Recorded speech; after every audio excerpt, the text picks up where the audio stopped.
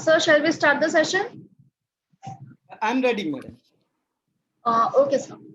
Namaskar and good morning to all connected to this webinar. Esteemed speaker, CA Himanta Kumar sir, our chairman, Mr. S.V. Sharma sir, our CEO, Mrs. Sarita Singh, major participants and my colleagues. I, Kajal Gupta, coordinator of this webinar and manager of DGF RVO, extend a warm welcome to you all in this seat. The topic of today's webinar is valuation of slum sales under Income Tax Act. As per the Section 2, 442C of the Income Tax Act 1961, slum sales means the transfer of one or more undertaking as a result of sales of a lump sum consideration without value being assigned to the individual assets and liabilities in such sales. There are various technicalities and issues involved which shall be discussed today in this CP. We have today a well-known speaker, Mr. Himanta Sir CN, to take this session. He is a chartered accountant with certified for forensic audit, an insolvency professional, a registered valuer, a qualified independent director registered with IICA. He is an avid speaker and has been regularly speaking professional topics at CP and branches of ICAI, ICWAI, and at various RPOs. He is also invited to speak on financial matters on Tamil TV channels. Thus, he has a vast experience and a professional and also as an auditor. We will have an interestingness to ask. So over to you, Himanta sir. Thank you. Thank you. Thank you very much, madam. Very good morning to all. At outset, let me register my thanks and appreciations for Divya Jyoti Foundation RBO for yet another seminar with me after a long time. Thank you very much. And very good morning, ladies and gentlemen, and my brothers and sisters of professional colleagues. Today we are going to handle very important topic.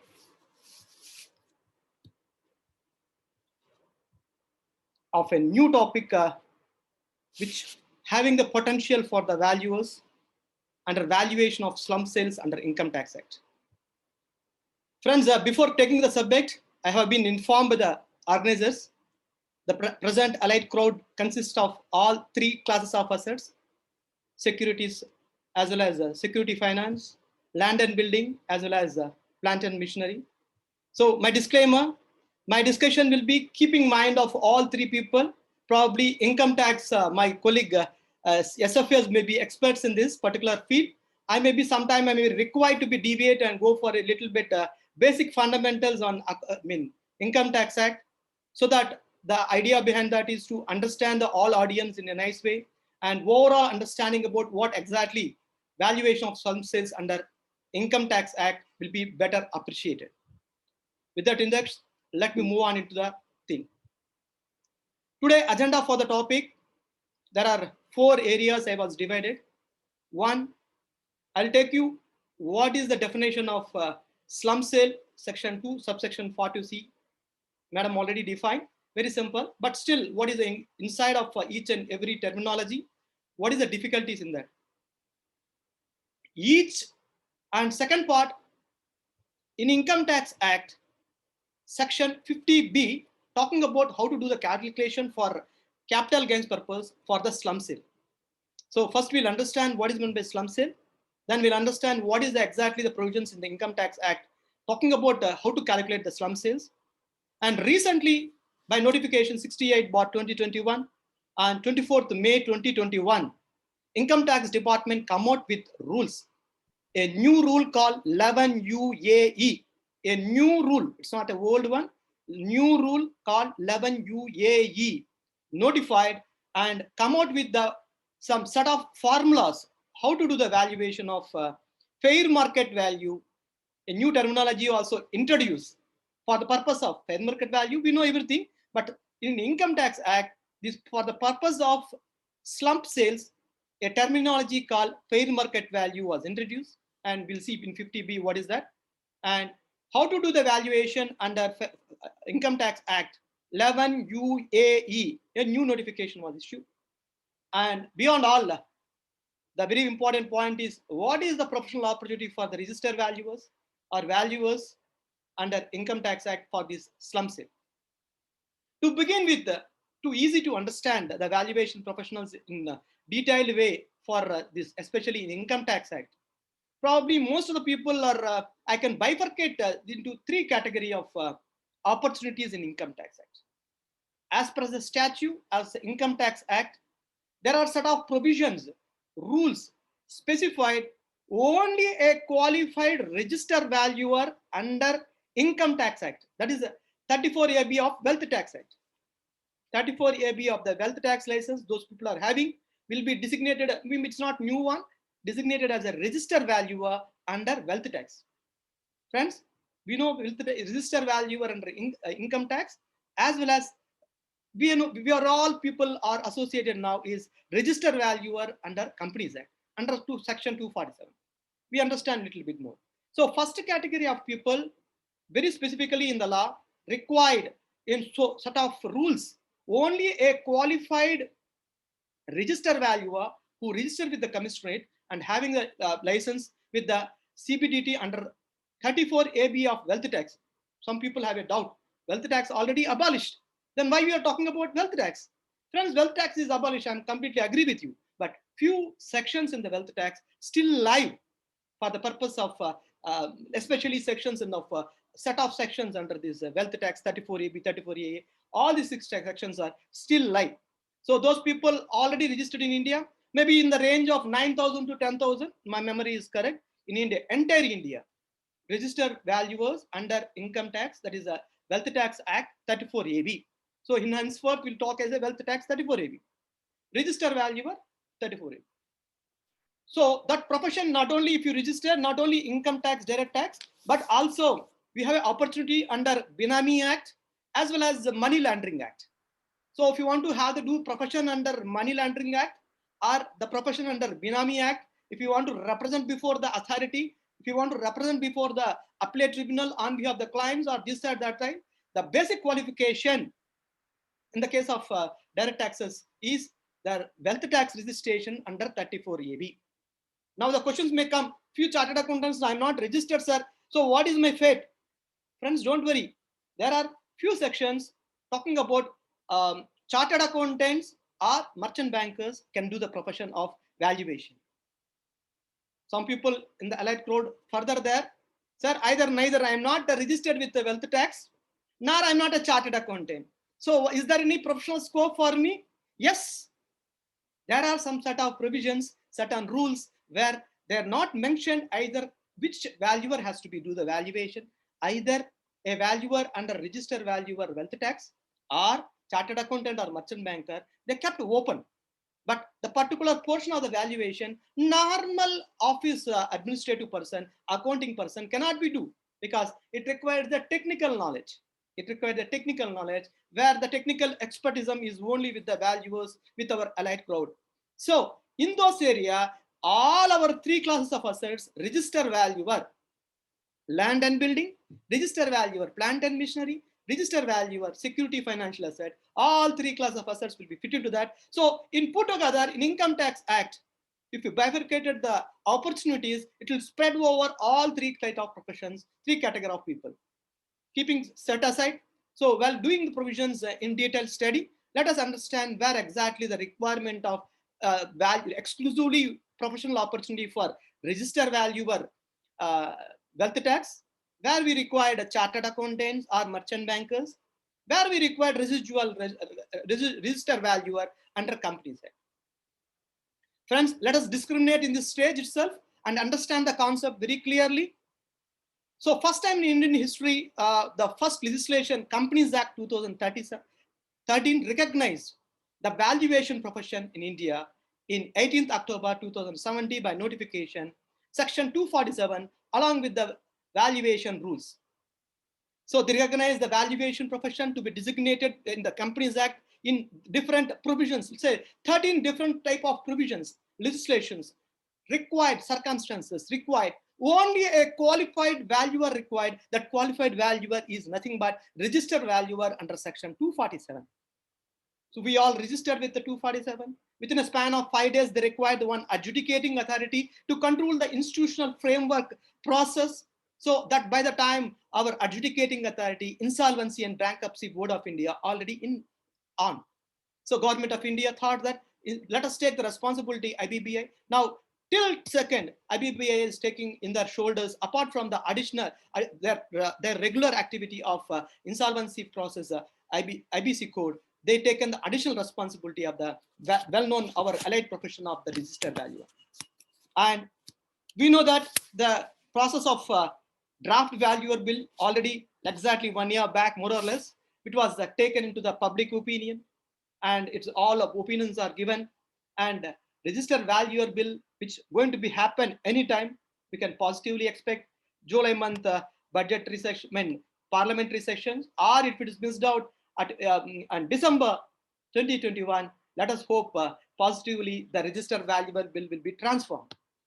Once the draft register valuable bill became draft valuer act 2021, like chartered accountant anywhere in the act legislations in India, accountant means chartered accountant, caste accountant means caste accountant act. So like the same way, company secretary means company secretary act. Like the same way, days are not so far away.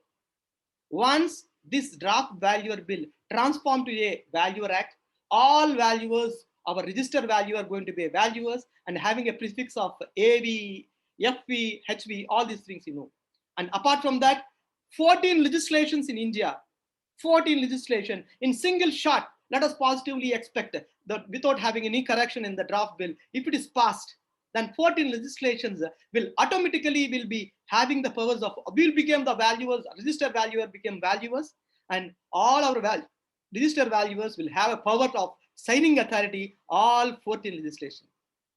In this 14 legislation, direct taxes, income tax, as well as Binami, Money Laundering Act, all acts will be coming into you. And now this is the time we have to touch our hearts and see how readiness for us for the all 14 legislations to do the practice of the value.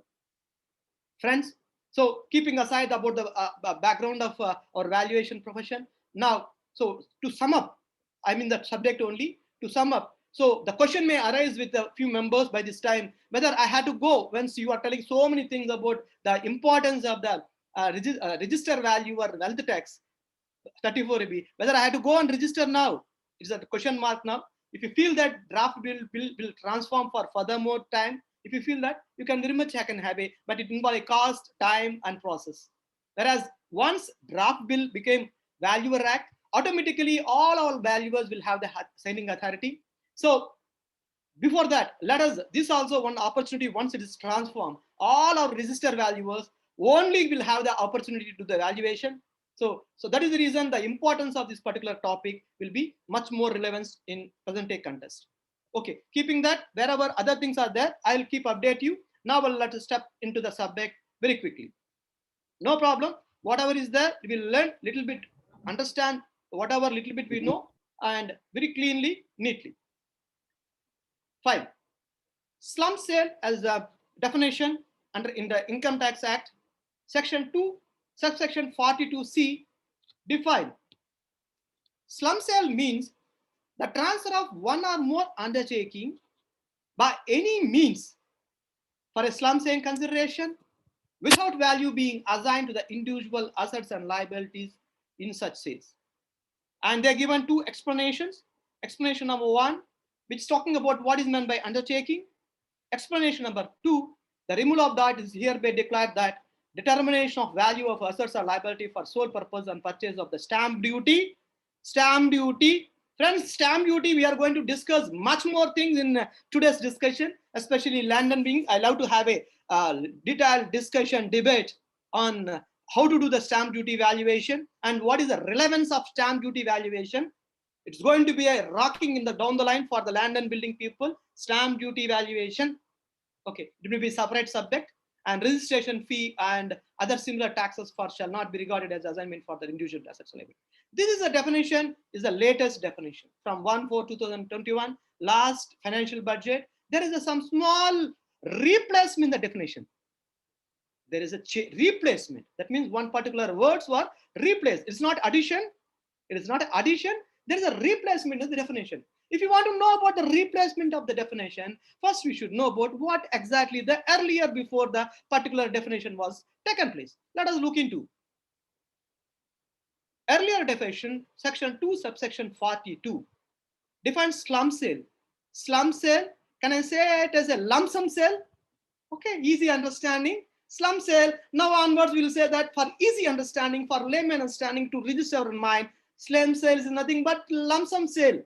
What is lump sum sale? Instead of having one piecemeal distribution, it can have a lump sum amount. We'll get one shot, one business.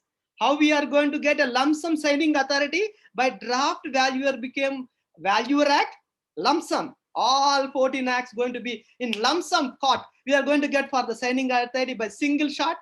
The same way, if you get a lump sum amount instead of distributing by piecemeal, that is called lump sum. Slum sale, lump sum sale. Okay.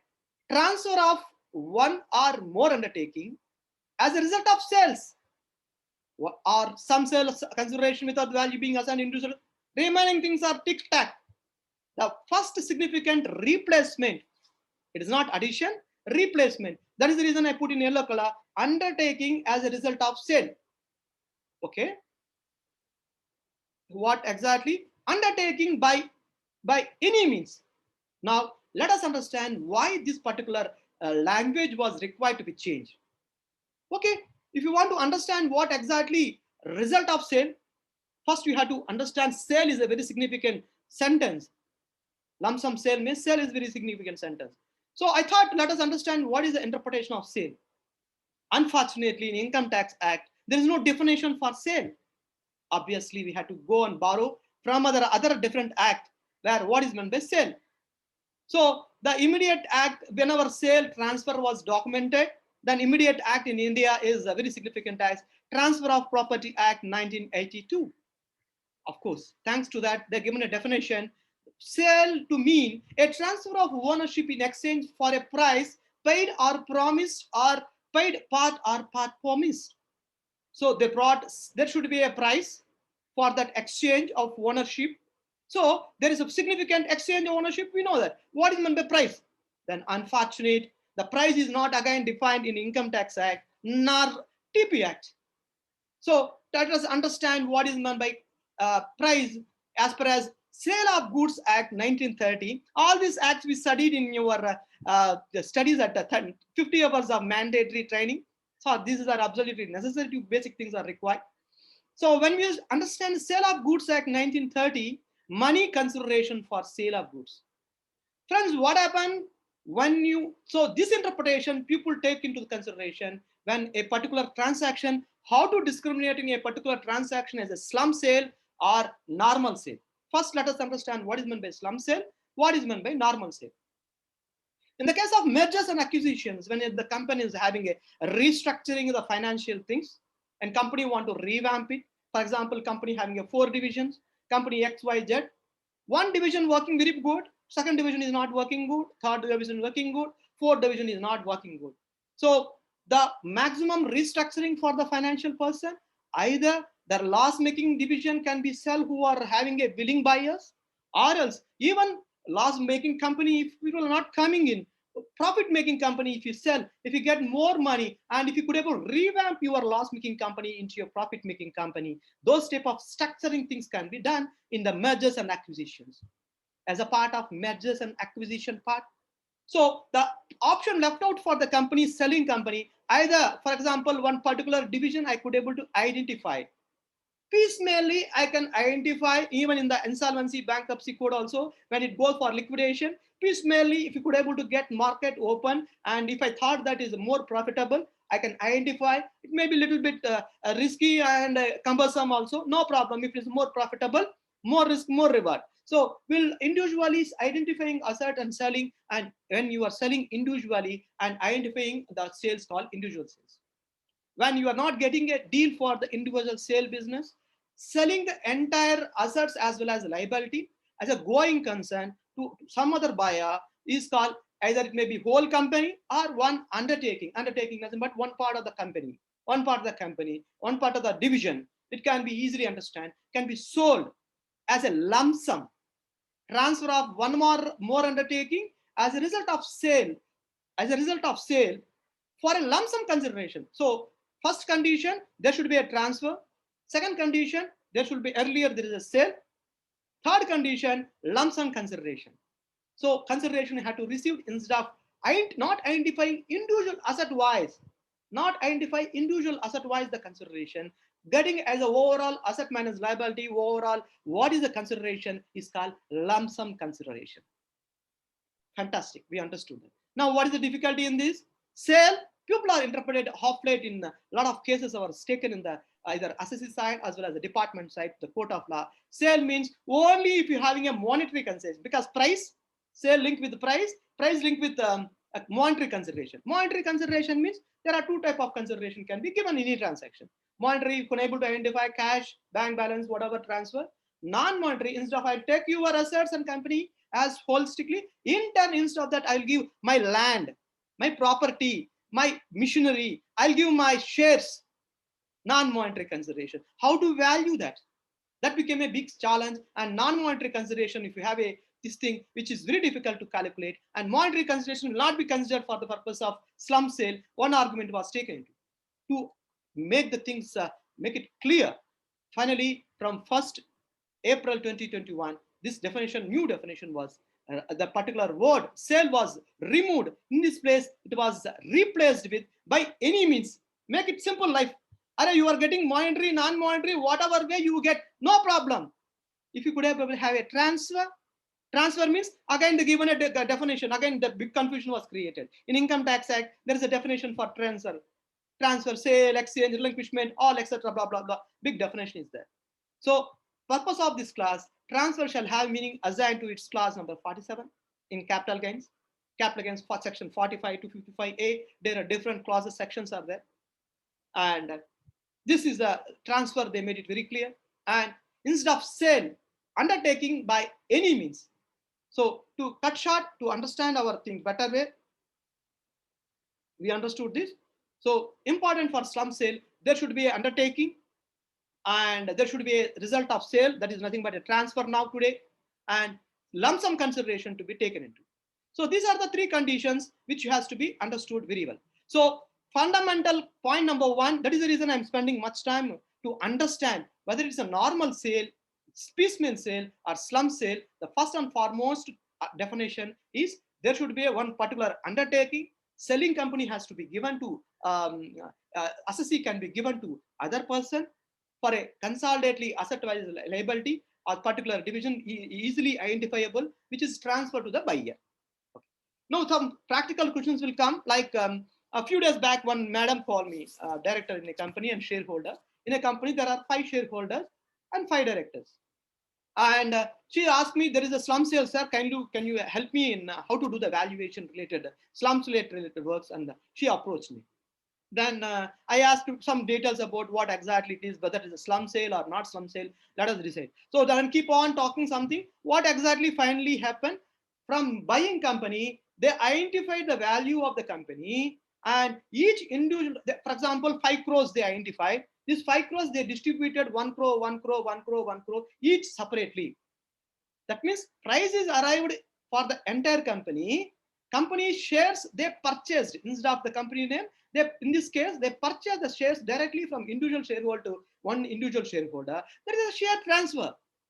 That is not slum sale. If a entity is, as a name entity itself, by putting in paper by agreement copy and transfer by paying a proper stamp duty, and properly if it is a transfer, that will be called as a slum sale.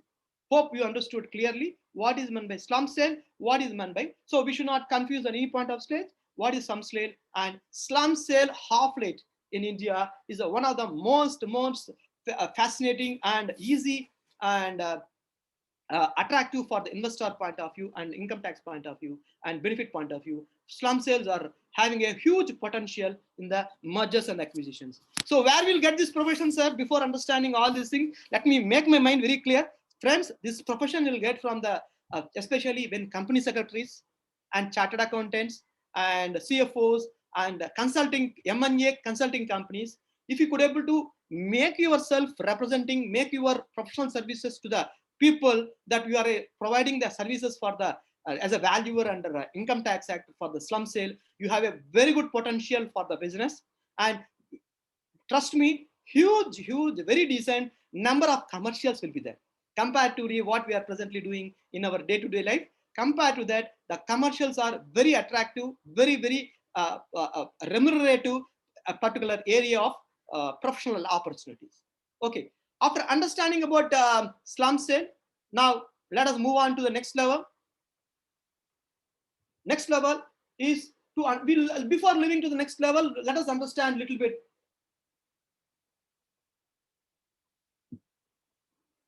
about Income Tax Act. In Income Tax Act, there are five types of heads: income from salary, income from house property, income from business or profession, income from capital gains, income from other sources. So first three categories I'm not going to discuss, and only two categories he may be required here and there required. The contest will be there. Now we are mainly discussing about capital gains. What is meant by capital gains? Income Tax Act, capital gains means any transfer of the capital asset. What is capital asset? Definition is there, which are easy understanding for layman understanding. Any benefit which are fetching more than a year, which is a long term in nature, those type of asset. For example, a purchase land and building, the benefits will be over a period of time. If you purchase a machine, the benefit will be over a period of time. So like that, if you purchase shares, the profit the revenue generating will be period of time. So any capital asset which are transferred, what is meant by transfer? Sale, exchange, definition is there. So any profits or arising out of that capital gains will be called as a capital gains or capital losses. Very important.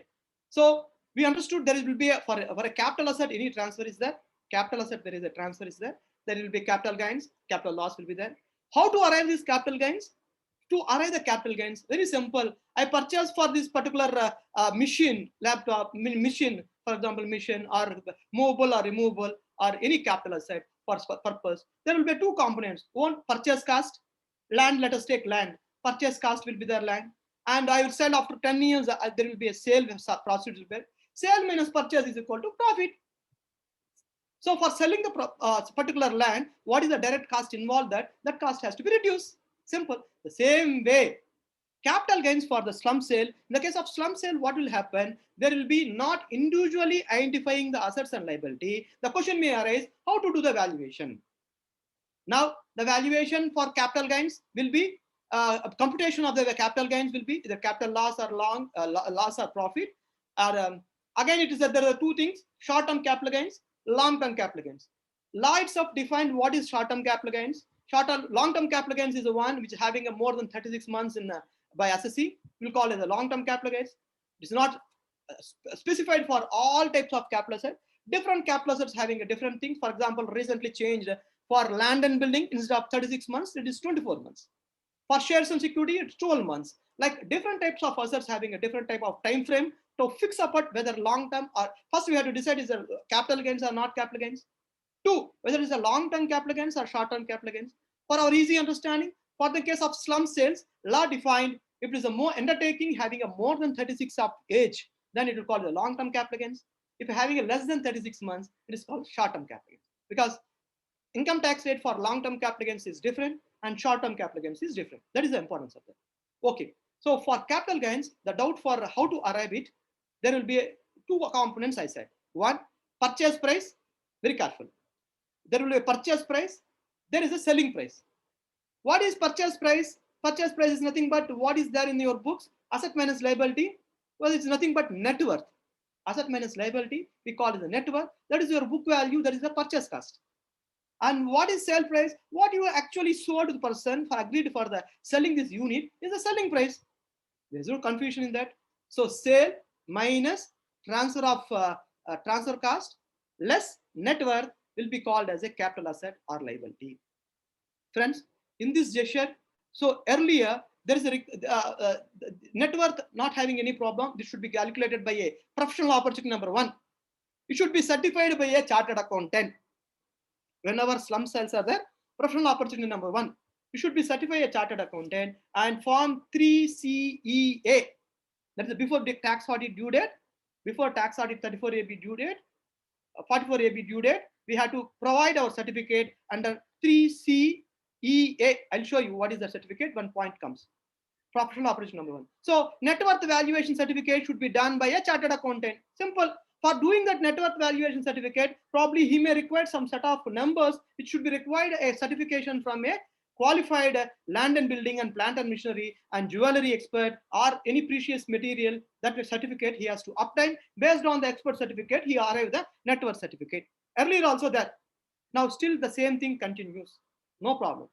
But in the case of sale consideration, the total replacement of the definition from sale to by any means started only because of sale consideration. Confusion in the sale consideration. Now, in the sale consideration, there is a definition was little bit added. Now it's not replacement. Now they changed the procedure for how to order the sale consideration. They added one more clause. Now let us see what is that. So in income tax, we understood section 2 subsection 42C. What is the definition of slum sale? Now we'll go for the next round of area of understanding what exactly the provision is. There are 3 subsections. I'll not take much time. So let us understand very clearly. Section 50 subsection 1. Any profit or gain arising from slum sales affected in the previous year shall be chargeable to income tax as capital gains arising from transfer of long-term capital asset and shall be deemed to be the income of previous year in which the transfer took place. Fantastic. So whenever in the last financial year, previous year is nothing but financial year of last year, whenever the previous year transaction has happened, the next year will called assessment year.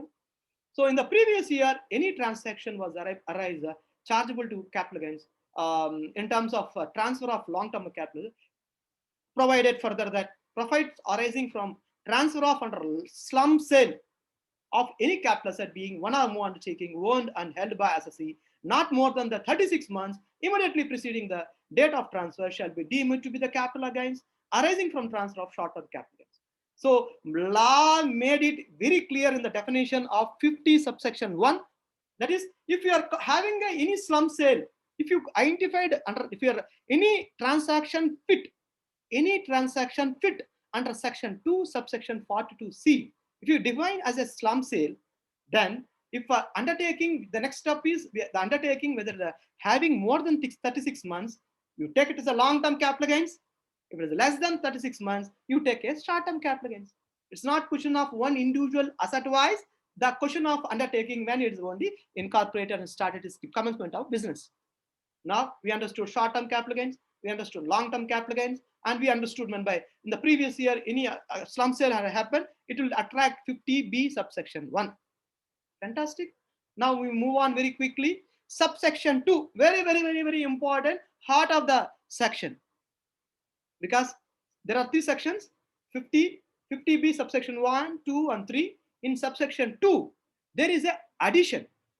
I'm not replacement. There is an addition. That is, earlier there is only up to 52 subsection. There is no 1 and 2.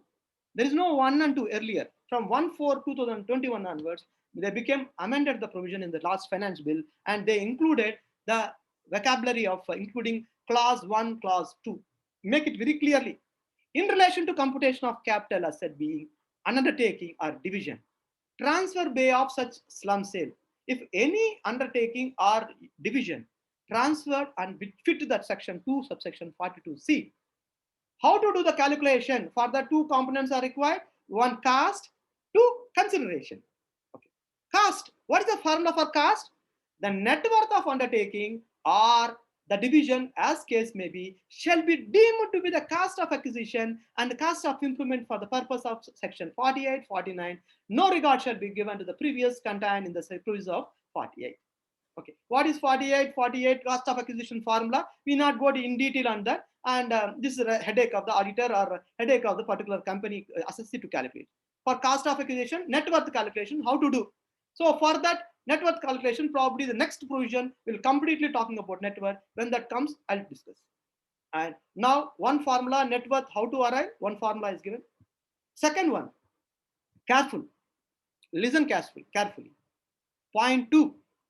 Fair market value of capital asset as on the day of transfer, calculated in the prescribed manner, shall be deemed to be the full value of consideration received or accruing as a result of transfer of such capital asset. There is a new concept called fair market value. FMV, fair market value, for the context of slump sale was introduced of capital asset on the day of transfer. So valuation date, transfer date is the valuation date, calculated in a prescribed manner. So they may be prescribed by a rules. Whenever prescribed says, there should be a rules will be issued. That rules is nothing but on 24th May 2021, 24th May, more or less exactly 1 month back. So the separate rule was issued under notification number 68/2021. In a prescribed manner, you have no option. You should not follow the IBS. You should not follow your experience. You should not follow any other valuation standards to arrive the fair market value. Point number 1, friends, there is no fair market value as what we are generally calculated.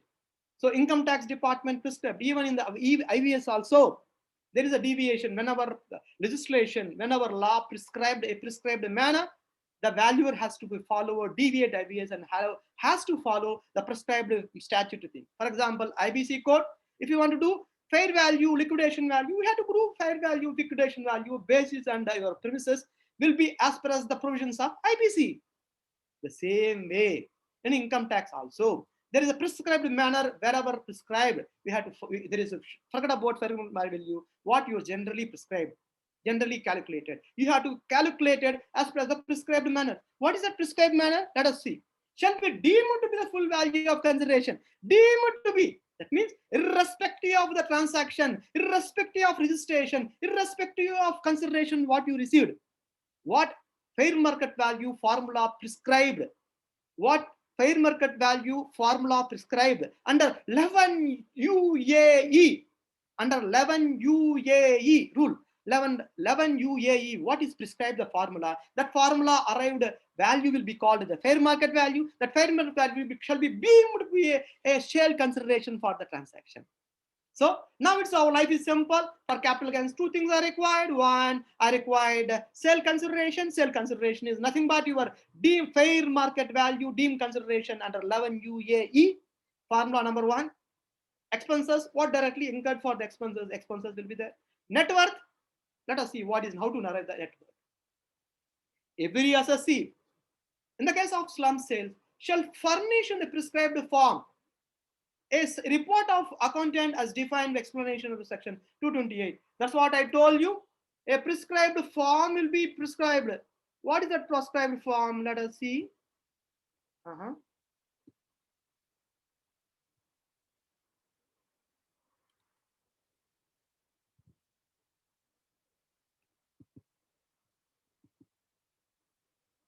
Okay. Hope able to see. Somebody can in the chat box. Yes. Yes. Fantastic. So this is for a purpose of the chart, like full chartered accountants or who are practicing. This is a 3CEA form, like tax audit. Name of the company, slum sale, undertaking of division, name, address and permanent account number, date of slum sale undertaking, amount of consideration of slum sale, and consideration that time. Probably this form may undergo change because of definition of fair market value. This form may be undergo change. We have to wait and see. And 6, net worth. Net worth, how to arrive the net worth? There is a formula will be given in the case of depreciable asset, return on value. In the case of undertaking, so we'll discuss a little bit later. In the case of other asset, book value, aggregate of the total asset, liability, net worth.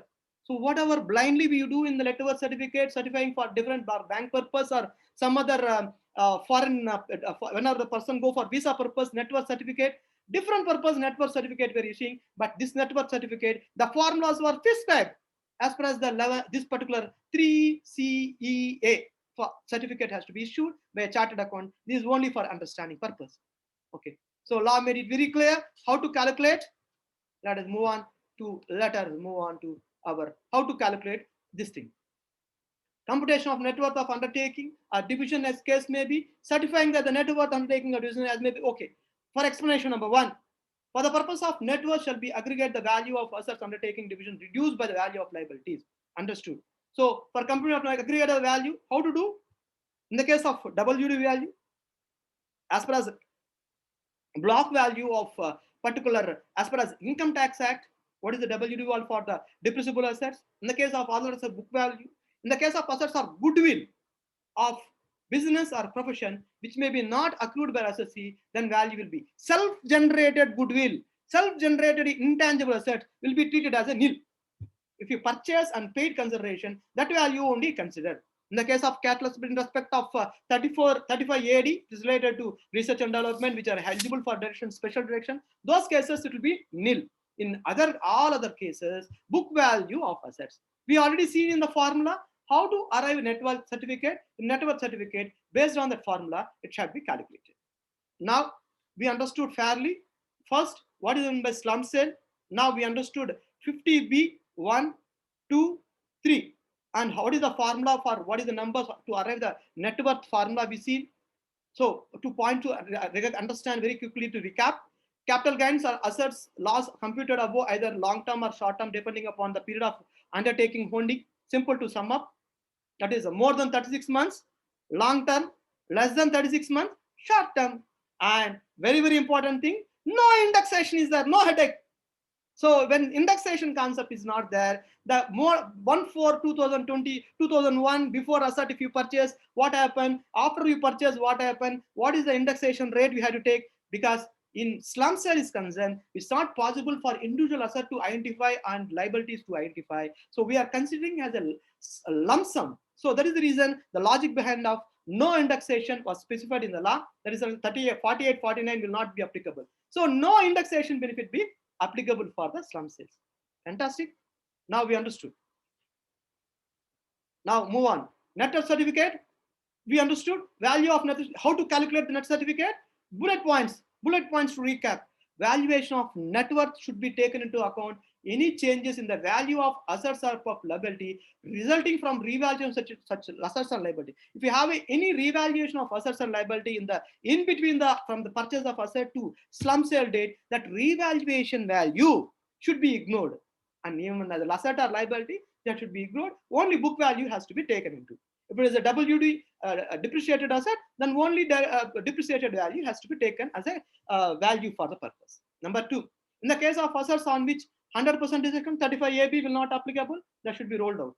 Then, in the case of other assets, remaining all assets, blankly you take book value as a basis. After considering above, resulting net worth is negative, the question may arise. Sir, if asset minus liability, if it is come negative, sir, whether I have to take the negative figure? No. If you take negative figure, again negative become positive, then huge capital gains will come. So if it is a negative figure comes, then you have to take it as a nil, and capital gains has to be consideration will take. And if it is a negative figure, nil figure, then balance amount of what is the asset or liability, capital asset or liability, you have to consider. Fantastic. So we understood 24(4)(c), and we understood what is the formula under this thing. Now, very, very important, I am going to do our interesting valuation topic.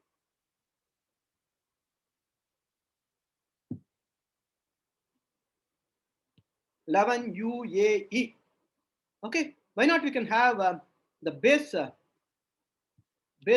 thing we can have for our purpose. Okay.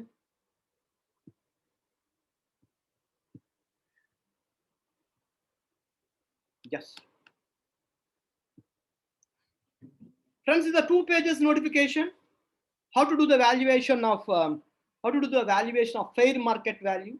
I told you it's a predefined, very important for all 3 class of arts. How to do the valuation and come to the main topic. So let us concentrate and understanding about theoretical concept. Now we'll go for practically how to do the valuation of 11 UAE. So after 11 UAE fair market value for purpose of 50B notification was, as you said that as per the notified methodology. This is the notified methodology. The notified methodology is for the purpose of subclass 2 of subsection 2 of 50B. That's what we see. 50B subsection 2, A network, B is a specified fair market value deemed consideration as a specified method. That is what we were talking about. 2 subsection clause 2, the new thing included. Fair market value of capital asset shall be fair market value 1 determined under rule number 2 or fair market value determined under rule number 3, whichever is higher. Array, life is simple. क्या करना? I'll give you 2 formulas for you. Formula number 1, fair market value. Formula number 1, you calculate. 2, fair market value. Formula number 2, I will give. You need not worry. You don't broke your head. I will give formula number 2. Whichever formula number 1 or 2, whichever is higher, you take it as a. Whichever is higher, I request to mute it. I request members to kindly mute it, or else I'll mute. Okay, I taken. So fair market value, formula number 1 or formula number 2, whichever is higher will be the higher. Let us see what is formula number 1, formula number 2. So this is a bit confusion. I make your life easy. In this, wherever few areas they're specifically talking about, you have to get your valuation certificate by register valuer. What is that? From a price of the jewelry, artistic fetch sold in the open market, valuation report obtained from a registered valuer. Who is registered valuer? Where are the things registered valuer required? Where are the things which a registered valuer is not required? We'll study in detail. So we understood basically there are 2 formulas are there. There are 2. I will go again one more time when I complete my understanding about formula number 1 and formula number 2. Then we'll go in detail. Formula number 1, whichever is higher, we'll understood. Now we'll go formula number 1. Formula number 1 is talking about evaluating. Formula number 1 talking about evaluating what exactly your book value is. It's a hybrid system. It's not pure book value, nor it's not a fair market open market value. Hybrid of both things. Formula number 1. Formula number 2, sale consideration received monetary, non-monetary. Simple bus. I made your life simple, easy. 1, formula number 1, book value. In calculating the in calculating the fair market value or book value, the register value requirement is there. While calculating the monetary consideration, not problem, but non-monetary consideration which I am receiving from as a consideration from buying company to selling company, there may be required that non-monetary consideration by a register value. Okay. So formula number, what is the formula number 1? A plus B plus C plus D minus L. So they given very simple formula, A plus B plus C plus D minus L. You don't have anything. You have to follow A plus B plus C plus D minus L. What is A plus B plus C plus D plus L? Let us see. 1. Take a book value, entire book value. In the balance sheet, asset side, take total book value, total value you put. For example, 1 crore rupee, you put 1 crore rupee. From there, you reduce a set of 5 category of items. A specialized items. A specialized category of assets which require the valuation certificate to be obtained. So a specialized category of items which require the valuation certificate to be obtained by an expert of the registered valuer. 1. Jewelry. Registered valuer under wealth tax 34AB, jewelry should be valued by a person. Artistic work, specialized items Shares and securities. If a company having a shares and security in another company, that valuation has to be done, should be a specified person. There is a reason you remove. And immovable property or land and building, we have to be reduce it. So total 100 out of 1 crore, this is the pertaining to, let us say, 50 lakh rupee. Reduce the 50 lakh rupee. 1 crore minus this 5 category of income tax paid or refunded, net of income tax, asset. So whatever asset side is there, these 5 items, 1 crore minus 50 lakhs if you reduce. Formula number A. Hope you understood.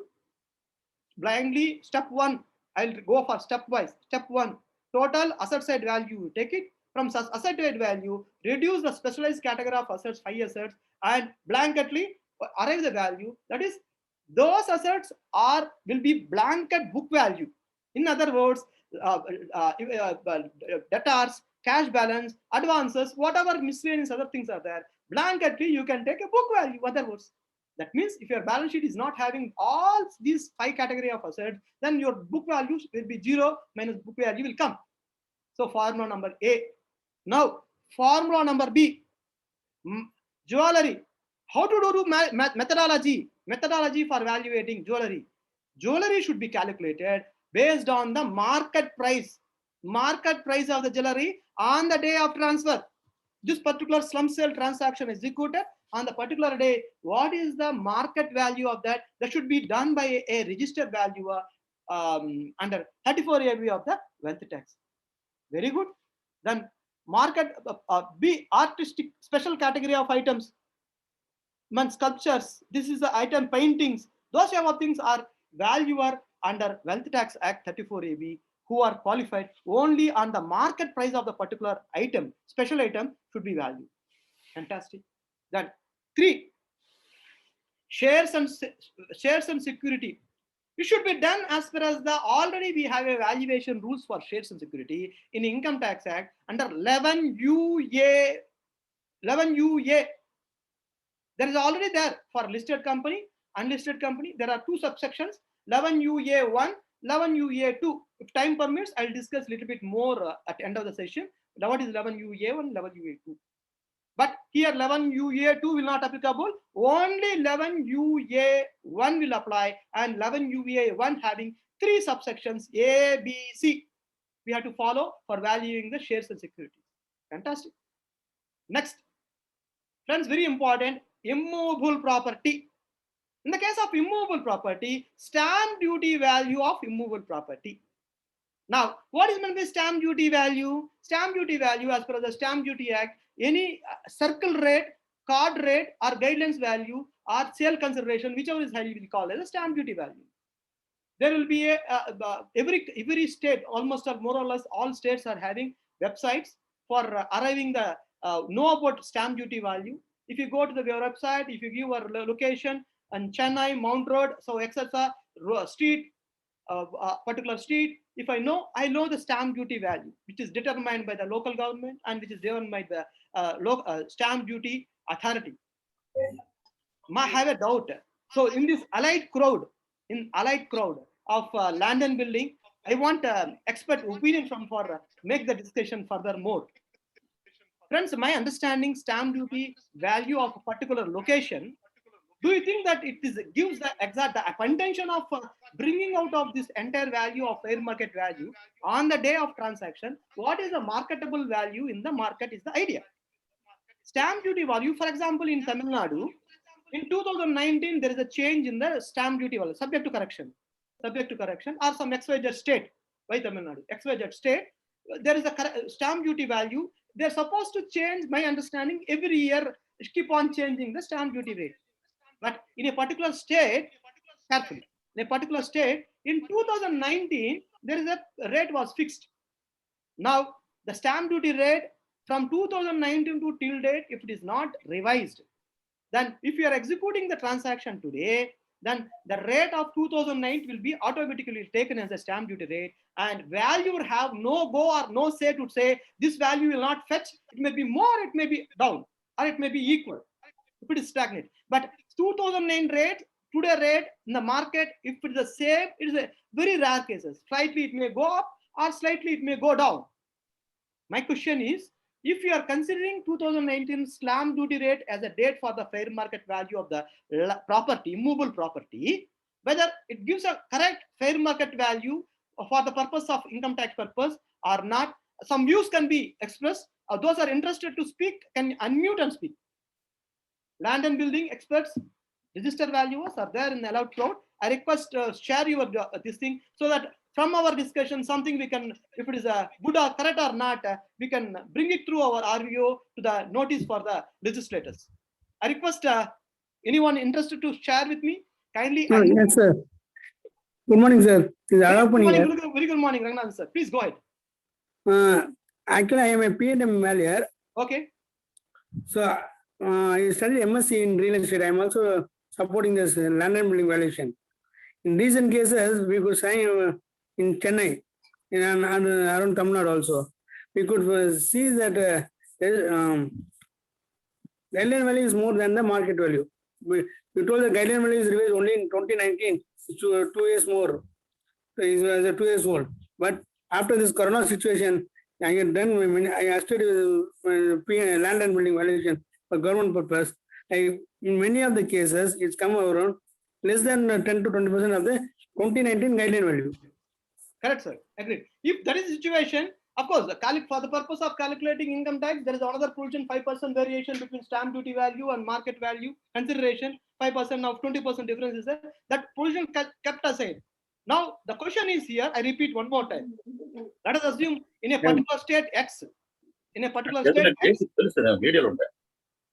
in a particular state X, stamp duty value is decided 4 years back. Let us say 4 years back, stamp duty value is fixed. Now, in income tax now, in this contest, for the purpose of slump sale, now Income Tax Act 11 UAE says about your valuation should be based on the stamp duty value. Per square feet, 4,000 rupees means 4,000 only you should take. Even though the prices may be 2,000 rupees or if prices may be 10,000 rupees, you are not eligible to having a correction. You have to take mandatorily by only a stamp duty value for the purpose of slump sale. Is it correct or not? This is my question. Even then, another problem is if you go to the approach authority, if you are any transaction slump sale before this particular guideline 4 years back, then you have to go to the officer. Officer will ask the power of attorney from the owner only. Even the register valuer, qualified person, even we go there, they are not approaching us, they are not giving us. So somebody can supplement this point. Want to join with me?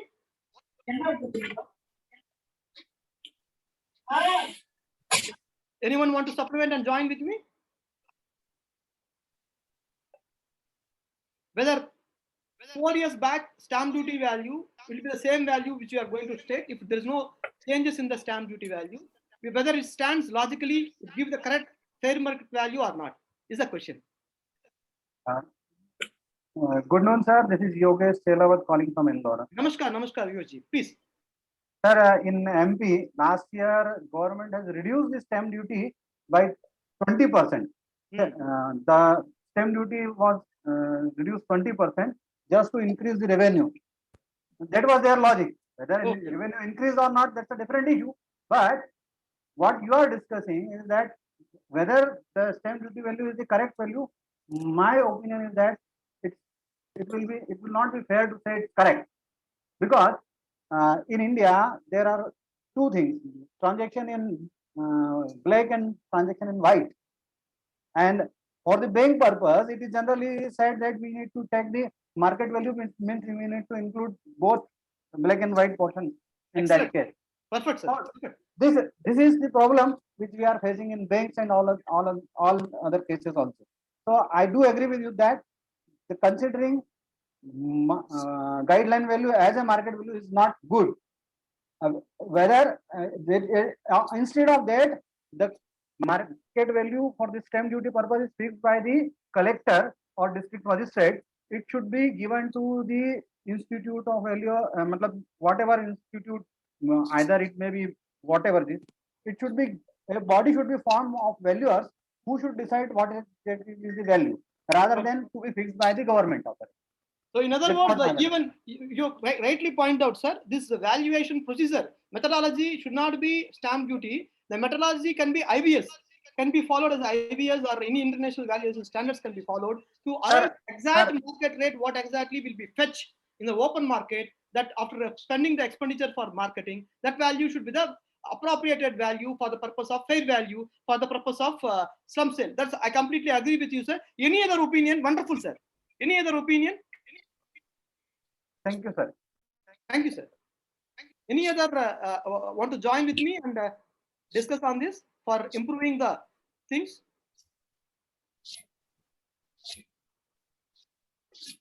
Senior valuers? Okay.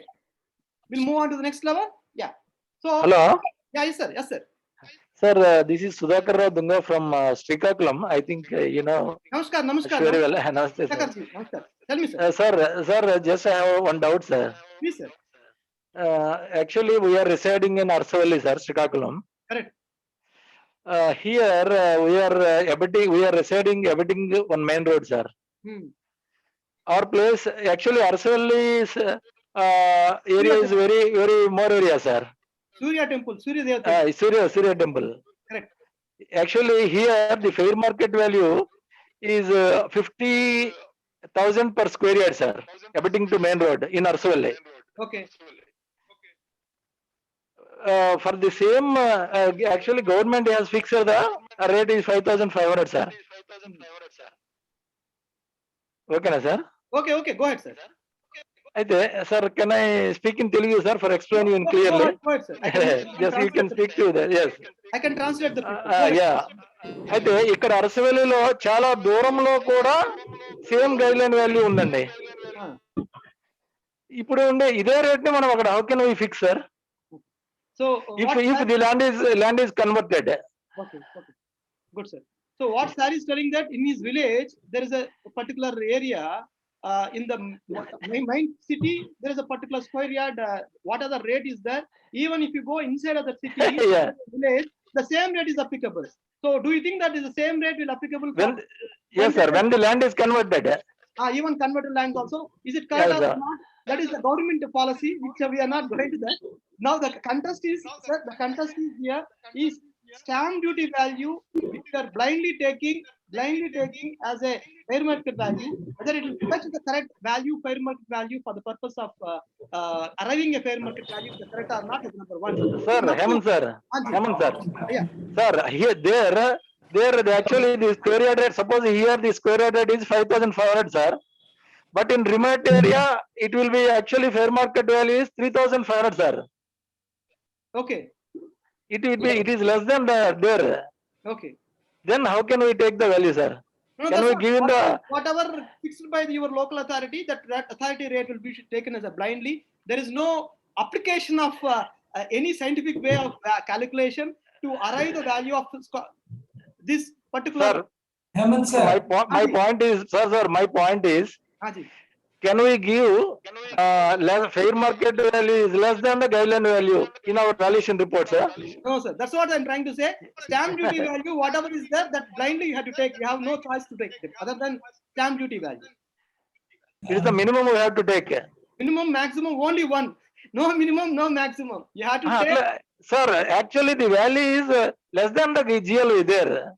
Irrespective of that, stamp duty value, if law says that to follow stamp duty value, pharma is given, you have to follow stamp duty value. Can I add something? Please, sir. Sundara, sir. Sir. Yeah. Can I add something, sir? Sundara, sir. Namaskar. Tell me. Namaste. Sir, for this case, specific case, what we can do is, first we can approach district registrar under section 47A, and we can make our representation.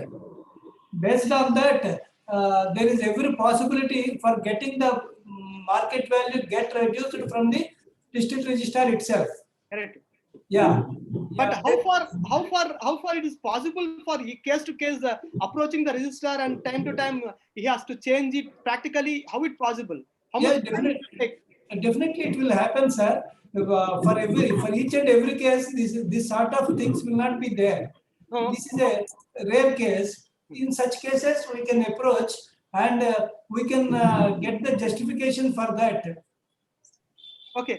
Another point to be added for our discussion, to further more into our discussion, fortunate or unfortunate, in the particular rule, they are not mentioned anywhere about for the purpose of evaluating immovable property, register valuer. Point number one. Point number two, if they're not mentioned about the particular qualified registered valuer under 34AB, then what will happen? You can have your website. I know my street, I know my place, I know what I put in the type in the website, I can know the rate. Then why I had to use the services of registered valuer, land and building? Whether it's diluting the requirement of the valuation profession of a registered valuer under land and building. Any inputs on this? Definitely, sir. For even for market value fixation, the government has to utilize the services of local registered valuers. Without that, how the revenue people can fix up the rates? Exactly. It is against the rule. Exactly. Yeah. This is But, what I'm trying to emphasize. This is what we have to bring on our allied forum discussion, where Yes, we sir. have to take it up for this matter through our legislators, through our RBOs, through our IBI, to the concerned legislators, that the requirement of importance of register value today, Yeah. register Yeah. valuer wealth tax, or tomorrow our register valuer under register valuer Act 2021. So unless otherwise today we make a representation, make the things to be rectified, and tomorrow the profession will not be turned into a rosy. That's what the point which I'm trying to emphasize. Yes, sir. Thank you very much. So let us move on to the next. Any other things to add it before moving to the next level? Yes, sir. While fixing the while doing the revision of guideline values, the government should make registered valuers, local registered valuers, at least one or two members as a part of the committee, so that some technicality will be there in that, and our association should fight for that. Perfectly right, sir. Perfectly right. Yes, It's a sir. well, I think our people from RBO who are representing here, if you could able to note down all this agenda for the points for discussion, represent before our authority. If somebody could able to jot out and make it up and represent before the authority, it will be more interesting and our discussion will be more fruitful. Good. So I completely agree. There is a requirement to this particular portion to look into by the legislators, and anyhow it's already on, but still required to be look into and look back again. Number one, and number two, if law is not mandatory that register valuer land and building is not required for put it in the provision very specifically, then the stamp duty value can be calculated by anyone. By layman can also having a minimum common sense. They can do the valuation work. So they're able to bring the numbers. So effectively, nothing going to move on that. So this point has to be taken to that. Okay, coming back, we know the formula. Formula number one is total assets. You take it up in the total asset, reduce the 5 classes of assets. Fantastic. Find out the total assets, and from there, you take the total liability. From the total liability, shareholder portion, that is equity shareholder, dividend, and reserves and supplies, provision for taxes, provision made for meeting the liability, especially contingent liability. And contingent liability, net value of net of the liabilities, and remaining is fair market value number one. So asset minus liability, simple language, asset minus liability, and in the assets, reduce the book value of assets, and in a specified this high category of asset calculated with the fair market value in the open market or formula given in the law. As per as calculate and arrive the value of asset minus liability will be the book value. Formula number one. Now we'll go formula number two. Formula number two is nothing but monetary consideration. That is in the this first formula number one, we are seeing in the angle of the seller. Formula number one, we are seeing in the angle of the seller. Formula number two, we are seeing in the angle of a in the angle of a buyer. Buyer, how much consideration he is giving? How much consideration he is giving? Consideration will be bifurcated into two categories: one, monetary consideration; two, non-monetary consideration. Monetary consideration, very simple, easily identify. Nothing else. Straight class. If a buyer giving non-monetary consideration, jewelry, archaeological items, drawing, painting, sculpture, specialized items, shares and security, calculate as per as 11UA1. What is 11UA1? We'll decide. Let us study if time permits. I'll discuss that. Any other movable property, thank God, yeah. Blanketly, they are not giving some other language. any movable property, car, machine, or plant and machinery, open market price, definitely open market price, company cannot calculate it. It should require a qualified person by using IVS, International Valuation Standards, or some standards, some procedure, some methodology. We have to arrive. Register valuer, plant and machinery should calculate your movable property in a prescribed form, prescribed way, as per the methodology will be open market price. Very good, accepted. So technically, definitely required a qualified person. Immovable property, again, if a buyer giving in terms of this slump company undertaking, if we giving some asset in terms of immovable property, how to do that valuation? Circle rate or stamp duty. Well, wherever you go, this will not leave you. They made it very simple life. They want to do valuation as per the stamp duty value only, circle rate only.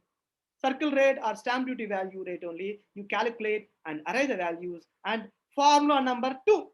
So one formula number in the angle of the buyer, book value restated as per the some few values as per the market rate.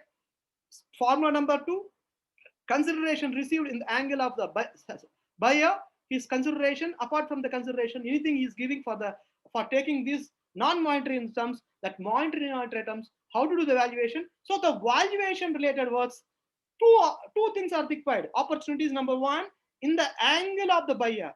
Opportunity number 2, in the angle of the seller.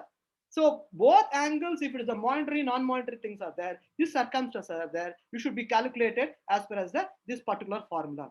Here again, they specifically simply say that circle rate or stamp duty rate. Okay, let me complete this. A or B, we know, whichever is higher, formula number A, or formula number B, whichever is higher, will be treated as a fair market value. This fair market value will be treated as a deemed consideration. Okay. Now, 4, fair market value of the capital asset under rule or 3 shall be deemed at the stamp duty rate, valuation date. Very, very important. It cannot be treated as a blindly book purchased on 1/4/2000, before 1/4/2001. No business, nothing. On the day of stamp duty date, whatever transaction is there, the transaction value has to be, as a valuation date, has to be considered under 11UA. 11UA, what is that? Again, we see. And register valuer and security shall be same meaning respectively assigned under 11U. 11U talking about the definition. In the definition, register valuer means register valuer under wealth tax 34AB. Simple. Okay. So now very quickly, let me go into that. Again, one more time, that particular provision. Let me see what exactly this one says. Now it will be easy for you to read. 34A, whichever is the formula, 3411 UAE, formula number 1 or formula number 2, whichever is higher. Formula number 1, we see in the formula. So in that, you reduce the income tax, appear in that, and here onwards it starts. So in the case of price of jewelry in artistics, open market basis, valuation report from a registered valuer. So this gold should be valued by a registered valuer. Fair market value of shares and security under sub rule 11UA, that is 11UA, talking about a registered valuer, no registered valuer. They're talking about chartered accountant, merchant banker. Chartered accountant, merchant banker, and 11UA1. Or else some areas it is a blanket, it can be done by registered valuer, SFA. Registered valuer, SFA, for security financial asset. Some few areas will be taken into, and few areas B and C will come under chartered accountant or merchant banker. Specifically, few cases say that chartered accountant is chartered accountant. Next, assets adopted authority for the purpose of payment of stamp duty in respect of immovable property. Here only my objection. Array, for SFA, you made it very clearly, 11UA apply. There required a chartered accountant, merchant banker, law is clear. Where in the case of jewelry, you made it very clear, you have to get from a registered valuer. But in the case of immovable property, the value adopted or assessed by authority or government for the purpose of payment of stamp duty in respect of immovable property. That means there is no requirement of immovable property valuer. Even assessee can calculate. Some knowledgeable people in the real estate industry can calculate. If you are saying that blindly you calculate as per as the stamp duty value without taking the help of the register valuer land and building, then where our profession is going? Why not we can raise a voice on that and make representation to the government? Yes, if you take blanketly taking blanketly stamp duty value is not acceptable, in my view. This is my view, friends.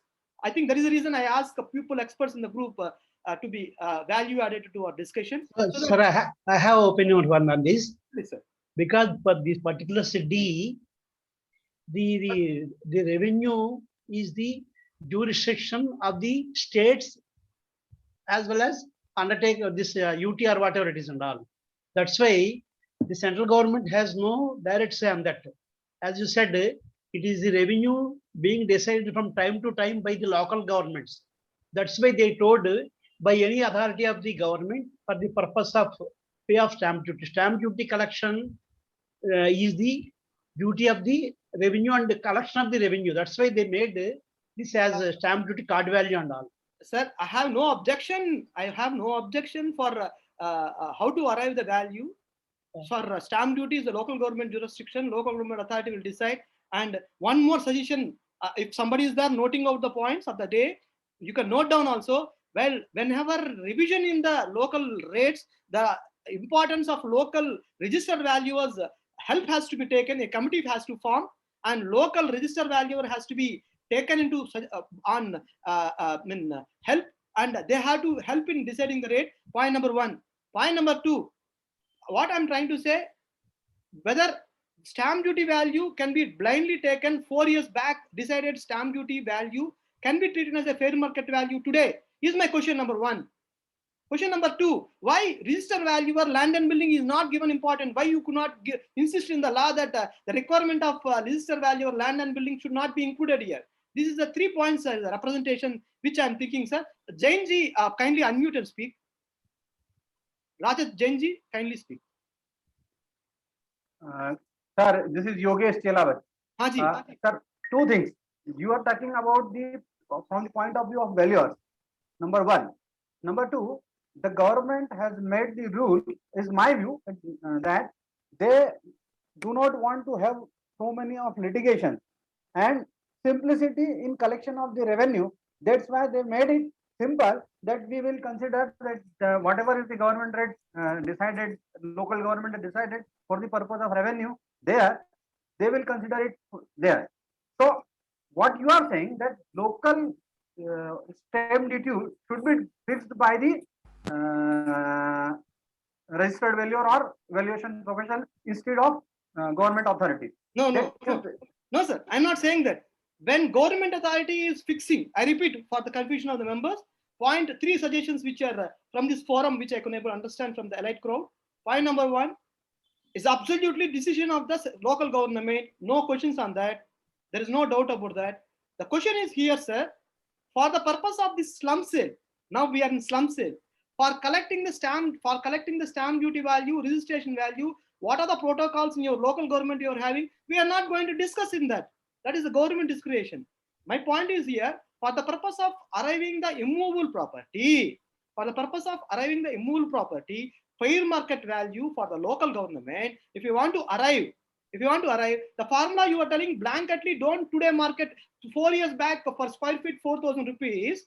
That is a stamp duty discharging for the purpose of Stamp Duty Act. I have no problem what government is collecting. I'm not worrying. I'm not going to that. My question is here. Today rate, whether fair market value as far as IBS also, what is fetch in the market? Probably that 4,000 may be fetched today for 6,000 rupees. The 4,000 may be fetched today 3,000 rupees. Whether 3,000 should be taken or 4,000 should be taken means law is telling blindly you take 4,000. Whether you taking blindly as a 4,000 is correct or not is the argument number 2. Argument number 3, for doing this exercise, technical work, why not we can involve a register valuer like a jewelry, register valuer specifically mentioned in the law. The same way, for valuing the land and building, why not law can be included and take the services of the register valuer, land and building. These 3 points I am trying to emphasize, sir. Ketanji, you want to value add it? I'll come back, Rajanji. Let Ketanji also speak. I have some different questions. Please. In formula number 1, why the movable properties are not included, but in the formula number 2, it is included? That's what I'm trying to say, that immovable property is not included. Register value is not required. No, no, movable properties also. Movable is required. It is there down. I'll tell you. That's what I'll not come down. I'll come down. In the case of movable property, now price of non-monetary items, subsection 1, in respect of open market basis of report. That is in formula number 2 only.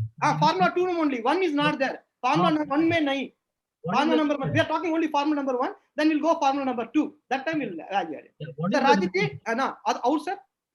Sir, what is the reason why it is not included in the formula? That is the reason I'm asking. That is the reason I'm asking. All these points we have to represent to the government. Through this allied forum only has to represent it. That's not my question. That's what I'm discussing. Aji, Rajanji, Jainji, Jainji. Yes, sir. Yogesh Chelawat here. Yogesh, sorry, your name appearing Rajanji.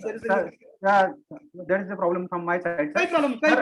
Sir, my question, I am talking on behalf of government point of view. They want to reduce the litigation. If you apply the valuer for valuing the property, then litigation may come out. And government, and as far as... Sir, sorry to interrupt. It's not a question of litigation, non-litigation, sir. If the litigation is there, our profession is not there. So if it is there, jewelry, if it is again, it's not a question of litigation. It's highly litigation. Market price for the jewelry, Bombay is different, Calcutta is different, Chennai is different, Delhi is different. It's a highly litigated area. Sir, but there is no provision of stamp duty in that case, na? Naji. And here, there is no fixation by the government authority. In your view, there is no requirement of land and building valuers. I am not saying that, sir. I am talking from the government point of view that they want to reduce the litigation point. That's why they want to make it simple. But do you think that if it is stamp duty value, blanket you take, you will arrive the fair market value? No, sir. Do you think that? No, sir. If this purpose is not served, then what for? That is also there. I agree with you. But for that, correction should be made in fixation of government stamp duty. No, that's what my submission, sir. It's a time to review by our senior people like you. We miss now. If you miss now, then not never. In future, when things will not move. When law comes out, when we have a debate like this, allied forum like this, and having a debate, discussion, and taking you people like you, and because I'm not expert in this land and building, I'm a chartered accountant. So by profession, so I'm not expert in this field. You people are experts, but I'm just trying to emphasize and bringing out you some sort of discussion for the purpose of making the next generation and valuation profession to be taken to. Prasanna ji, you want to speak? Kindly speak. Yes, sir. See, as per my understanding, by seeing the provision, see, if we declare the fair market value more than the stamp duty, we don't have any issues in the income tax. Because the tax perspective, we are going to pay higher tax. If we want to declare less than the fair stamp duty value, then there is an issue regarding we have to comply with the stamp duty, because 90% of the cases I understand that the value of the land is increasing, and it is very hard to say it's going to be decreased. Hence, always the stamp duty value or the fair market value, whichever is higher, if you take into the consideration, there is no issues in the income tax. If we want to declare less than the stamp duty value through the valuation or any other method, then we have to comply with the stamp duty. Sir, invariably stamp duty value, if you are having a sale conservation, but we have to make the payment of stamp duty value. But because stamp duty value is nothing but circle rate or consideration, whichever is higher. As per the Stamp Duty Act, stamp duty guideline value or circle rate or whatever rate or consideration, whichever is higher, will be taken as, if you're, for example, 1 crore is the circle rate, 1.5 crores is the consideration, then registration will be happen, stamp duty will be taken for 1.5 crores. Yes. It cannot be taken as, unless otherwise is a black or some other language. We are not talking on that. If a sale consideration is 1.5 and stamp duty value, circle rate 1 crore, 1.5 you have to take. If you are vice versa, if your consideration, let us say 90 lakhs and guideline value is 1 crore rupee, circle rate is 1 crore rupee, registrar will not agree for 90 lakhs. Even though whatever consideration you receive, we are not worried, but you have to make the stamp duty for 1 crore. Technically speaking. So the question of here, the problem is stamp duty value, somehow it is influence on the entire valuation process.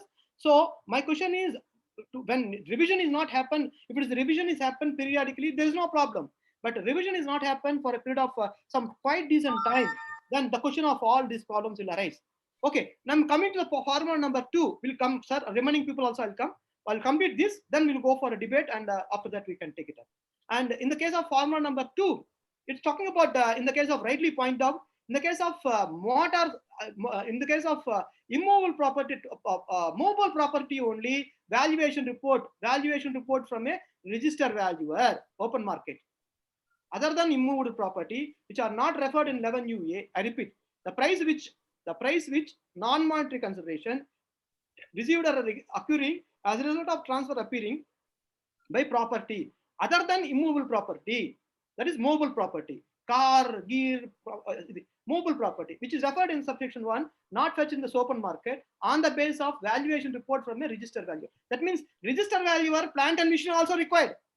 That's what I told. Register valuer, plant and machinery also specified.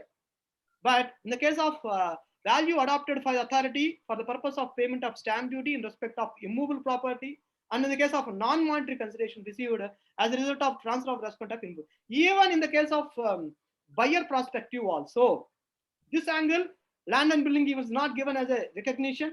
My view. And seller, buyer point of view also, if buyer is giving any immovable property in the consideration of a particular transaction, that immovable property also take stamp duty value as a basis for the immovable property and non-monetary consideration, and calculate and arrive the value for the purpose of fair market value. So last is about few areas. That is the reason when I start my discussion, few areas specifically talking about register valuer under particular 34 AB of the wealth tax. Few provisions are absent, immovable property, which are specifically absent, where register, my view, register valuer under Companies Act 247 will be definitely can take value addition and contributed for their professional services to the client for value added, and fair market value for the purpose of determining the stamp duty. So for the purpose of it will be same meaning, and registration value and security shall be the same meaning. That's what trying to say. So this is what overall things of talking about slum sale valuation rules. I request somebody, Sri Venkat sir. Yes, sir. Here, Hemanta sir, what I'm saying about this immovable property, card value or circle value, all these things, since it is in with the state revenue and all, as you said, we can approach as a society or something to the respective states to include our voice also while determining the revenue. Sometimes some governments, they're 2 years or 4 years, they're changing the land values and all. With that only the stamp duty value will arrive. That is the way we can do it. Good, sir. Good approach. But what I suggest, sir, instead of approaching individual state-wise is cumbersome, if the law is amended, if in the law itself, like in the case of movable property, for the open market price or register value or certificate should be obtained. The same way, if it is included in the law, there is no confusion anywhere in the law, anywhere in India, anywhere in the state. The law, if says, mandates that register valuer of concerned land and building, if you are obtained, now it could be fetch exact fair market value of a particular thing. And number 2, and professional opportunity for valuers can be taken into. Forget about professional opportunity. We are not again going to the revenue part of the government. It is absolute discretion of the government how much they fix. For the fixation also, if the government want value addition, value services to provide it to the society, our register valuer, a panel can be, local government panel can be suggested for giving that. And now re-update, you might be known last month, Model Tenancy Act was already passed in the parliament. In the Model Tenancy Act, decided by the local authority, there will be under the supervision of the collector, local authority will be fixed, and the local authority will fix the rentals for the particular area. Obviously, they have to come for the registered value or land and building experts on the particular area to arrive a card rate for location wise in the down the line few years, probably down the line some time. There should be a committees will be formed, each town, each district, each state, and each state, our valuers going to be members in that particular committee, and we are going to do the value addition to society. We are the contributors, we are the also national builders for economy, for fixing of these things. Good, sir. Excellent model. We can follow that actually. The Tenancy Act is the predominance for this. Exactly. For this, what we are Exactly, undertaking. exactly, Yes, exactly. yes. Very good, sir. Any other want to speak before moving to the next topic? Anyone want to speak with me? Or anyone want to contribute at particular area? It's a wonderful area. I'm very happy that a lot of very senior members are joined together me and put their hands and given your value addition, brainstorm. At least let us have this point to be taken to the discussion to the next level for different forums. Not leaving this particular meeting. Let us take through our legislative our RVUs to take shelters with us this particular point and moving to the next level of authorities for make the law implemented. Fantastic. Excellent. Thanks you very much. And before moving to the next one, let me complete my syllabus. And another one, wherever we are talking about for my own area, 11UA. That is, I'll brief very quickly. I'll not take much time. And after that, last 15-20 minutes, I'll take question and answers. 11UA1. Let me take a brief into that 11UA1 for the benefit of my members. So this particular graph, lot of confusion for the chartered accountant. Posts are using SFA, having a valuation and income tax for the shares and security. This particular chart will be clearly explain you what is 11UA. Friends, 11UA talking about the valuation of shares and security, whether listed or unlisted, point number one. In the case of company, shares related transaction, whether profit or gain or income or loss, whatever it may be, will arise in three circumstances related to shares. One, when a particular company was incorporated, that we called as a subscription. When a company was incorporated, we called it as a subscription. One subscription which company was started over a period of time, company further they want to take further more money towards the share capital. For example, 10 rupees face value company and their fair market value in the market, let us say 50 rupees. And if a company want to issue for 80 rupees, then any amount excess over the fair market value. So 50 rupees to 80 rupees, the 30 rupees excess will be treated as a capital receipt. That capital receipt will be in the angle, there will be two parties if any share issue. I repeat, shares issue. That means two parties will be there. One company, one who are buying the share. Subsequently, either rights issue or new person, existing shareholder or new shareholder. For 10 rupees shares, 50 rupees fair market value if you calculated by the SFA, and if you issue for 80 rupees and the difference amount 30 rupees in the angle of company, we'll call it as income from other sources under section 56 subsection 2 7b. There are two methodologies, asset based calculation under 56. Okay, I'll come a little bit later. 56 subsection 2, company point of view. For the buyer, there's a shareholder individually or a preferred new shareholder, there is no specific provision in the income tax law. So for shares issue, 56.2 subsection 7b will come. And vice versa. Second part, the shares whatever issued by the company, if any shareholder bought, he want to sell his shares to somebody else, that is capital gains. When you are selling the shares by one person to one person, company not having any say on that. Only a transaction with the buyer and seller. When a buyer and seller transactions are happening it, and when you are in the angle of a seller, share, that is called share transfer. So one is a subscription, no say. And in the case of shares issue, in the case of company point of view, 10 rupees shares, 50 rupees fair market value, 8 rupees they sold, 30 rupees is the capital gains. So, not capital gains, income from other sources, company point of view. Opposite, he purchased for 80 rupees, so it's a cost to him. In the case of transfer between the seller and buyer, share transfer, company no say. Seller point of view, it's a capital gains, no doubt. That is the reason 50 CA will come. 50 CA will say that calculate last plus 11AA. 11AA talking about 11UA again. And buyer perspective, it is under 56 2 subsection 10, income from other sources again.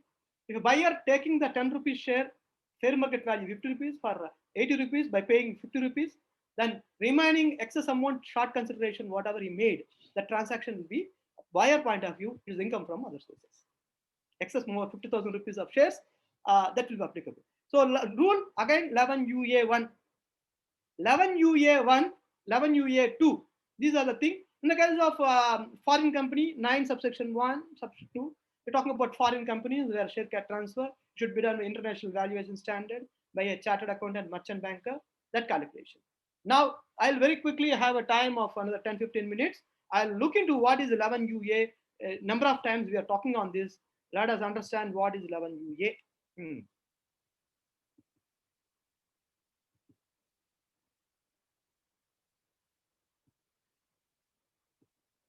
Then we'll take a question and answers, whatever possible. I think by this time we have a lengthy discussion on different topics. Let us take, okay, this and all, I'm not going to that. You can go for income tax for easy understanding. I told you 56 talking about shares issued. Try to understand, don't confuse, a lot of confusion in even chartered account community. No confusion. Issue means it will come like this, and 10A, which we discussed, will come this. Okay. Now we'll quickly go for 11 UA. 11U, talking about another 10 minutes I'll take, then we'll go question and answers. 11U talking about definition for the calculation. Sir, hello. Yes, sir. Yes, sorry, sir. Sir, this is Saurabh Garg. In your earlier slide, in which you are explaining 11 UA, 56-2X, and 50CA, you have mentioned in case of receiver nothing specific. So, in my understanding, receiver should also come under 56-2X. For which purpose you are talking about? Shares issue or transfer of shares? In case of share issuance also, because share issue also, if you purchase consideration more than less than the rate you are talking about. Yeah, because 56-2X only talks for receiver of share. It doesn't mention that it can be buyer. The okay. Slide which I'll show you, sir. 56 I'll show you section. No problem. So this is 56. This is 56, Income Tax Act. 7 are talking about that. And 10, where is 10? Yeah.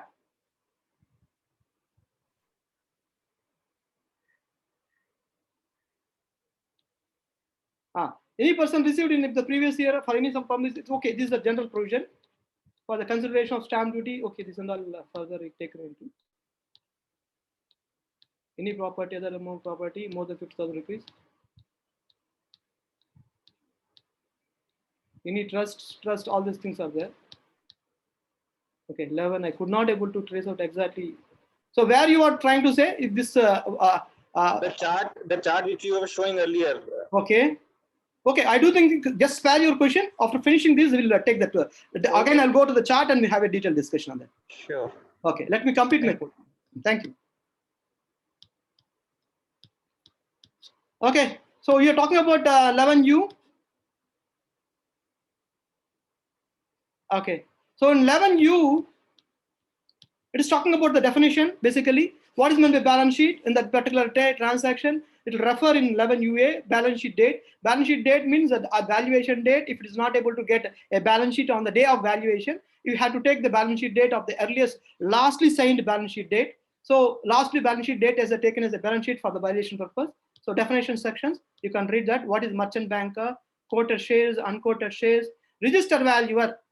Register valuer shall have the same meaning as assigned to 34AB of Wealth Tax Act. Read with the same rule. That's what I told.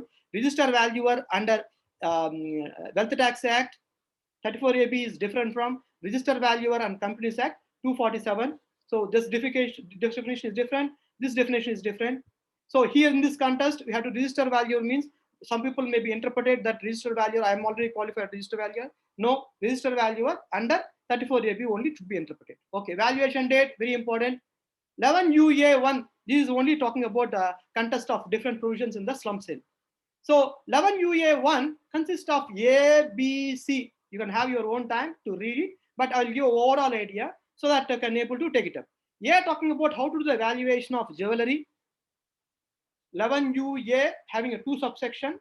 11UA1, 11UA2. 11UA1, A talking about jewelry. B talking about specific category of specialized items like alcoholic items, drawings, paintings, sculptures, or any type of works. How to do the valuation, how to valuation certificate to be obtained. C, this is very important. C is talking about share valuation of shares and securities. I repeat, 11UA having a 2 subsection, A, 1 and 2. 2 we'll discuss later. 2 in the slump sale, nowhere talking about. So 2 is not applicable. So only one will applicable, 11UA1 will applicable. In that AB for SFA will not applicable, C only applicable. In C also, again ABC is there. A talking about determine in the quoted shares, what is how to do the quoted shares. Formula number 1, formula number 2 is given. And B talking about there is a prescribed formula for unquoted equity shares. Fair market value of unquoted equity shares shall be the value on the valuation date. How asset minus liability, again there is a clear-cut formula is given. How to arrive the formula for unquoted shares is given in the B. If B is not applicable, then C. Fair market, in B, they are not mentioned who is the competent authority to the value. So it's kept open. It can be chartered accountant, or it can be a register value or SFA, or who our company can have their own valuer. So they're not mentioned about anything on B. For C, that about fair market value of unquoted shares and security other than equity shares in a company which are not listed in recognized stock exchange shall be estimated to price and fetch in the open market on valuation date. And assessee may obtain a report from merchant banker or accountant. Account means chartered accountant. So here there are two schools of reading of this particular language. One school of reading is fair market value of unquoted shares and securities other than equity shares. That means other than equity shares, that is nothing but debentures or preferential shares or any other way other than equity shares of in a company which is not listed in the stock exchange. In a company not listed in the stock exchange, other than equity shares, whatever debentures, this calculation should be done like this. Other way of second thought of reading of some people interpretation is the fair market value of unquoted shares and security other than equity shares in a company, even equity shares also unrecognized shares, that is private limited company which are not registered in the stock exchange. That way also some school of thought is there. So in other words, for the category C, law made it very clear that merchant banker are accounted in respect of such valuation. So the law made it very clear. This subsection 2 talking about if it is not starting section along with the 56 to subsection 7, there are two formulas are given. If you are giving for cost method, book value method, asset minus liability. So book value can be arrived, and second value, no specification about chartered accountant or any other person. Second category, if you are going for DCF method, only a merchant banker is specified in the law. So earlier this particular provision was changed when the particular law in 2018 May. We thought that when this particular profession was started, registered valuer, we thought that there is a change in the law, so that will be added, replaced it. But we have to wait and see, because so far, if you go for a DCF method, you have to go for only a merchant banker. Other than DCF method, if you go cost method, no one is mentioned about this. And we are talking about 11UAA also. 11UAA also talking about calculate as per as 11UA subsection 1C. So 1C again 3 ABC is there. Within the parameters, we have to go and do your valuations. So before taking Mr. Saurabh's question, we'll take a few questions first of general forum, because I should not disturb the general forum. Let me take in the chat box what questions we have. After that, we'll take that question. Gurushekhar sir, IOV sir. Any questions in the chat box? I'll take first.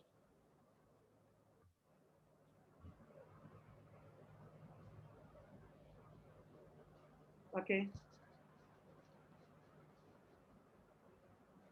For calculating the capital gains of valuer is having authority to give the fair market value April 2001 or considered only stump duty value. Please confirm. Sir, I told you that valuation date will be the slump sale date is the valuation date. Any transaction happen, if any asset purchased before 2001 also, book value has to be calculated, and other than the five categories, book value will be considered. Other five specific categories should be calculated based on the formula. Why mobile property, plant and machinery not ignored from formula number 1? So mobile property not specifically mentioned about in the formula number 1, sir. Formula number 2, they specifically mentioned about for exchange of the mobile property, they mentioned it. And this point also should be added for our list and for our discussion purpose also. Point is correct, sir. Why mobile property, plant and machinery, formula number, very good. Alaga Parangavan, okay. Okay.